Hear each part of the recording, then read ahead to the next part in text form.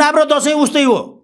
कसरी फेरि? चुनाव भनेको नाम दर्ता गर्दा दिन छ नि, नोमिनेसन गर्ने दिन भने घटस्थापना, प्रचार प्रसार गर्ने दिन भने घटस्थापनादेखि फुलपातीसम्म, बुझ्नु भएन? मौन अवधि भनेको 2 दिन हुन्छ नि, अष्टमी नवमी त्यो होइन।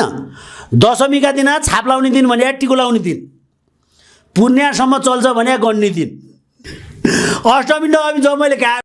दर्शकबिन, चुनाव भनेको के हो र यसको तिथिमिति सम्पूर्ण उहाँ सरबाट तपाईँले थाहा पाइसक्नुभयो र यो चुनाव भनेको चाडै छ भन्ने कुरा पनि हामीलाई जानकारी भइसकेको छ र यसै चाडमा हामीले एउटा लोकधोरी कार्यक्रमको आयोजना गरेका छौँ, जुन लोकधोरीका लागि हाम्रा 3 जना कलाकारहरू आइसक्नु भएको छ। हेरौँ उहाँहरूको दोहोरी कस्तो रहन्छ त।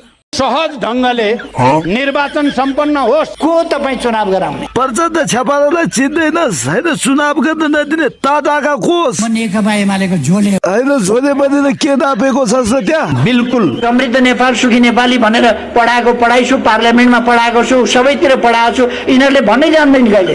पढाइ स्टाइल आफै त 8 क्लास भन्दा माथि पढ्न सकिनस्, गफिन्छ त्यहाँ। ठिक भन्नुभयो। लोकधोरी कस्तो रह्यो त? तपाईँलाई कस्तो लाग्यो? रमाइलो लाग्यो होला र यसको निर्णय सुन्न बाँकी नै छ र यसै कार्यक्रममा केही श्रोताहरूको माग आएको छ।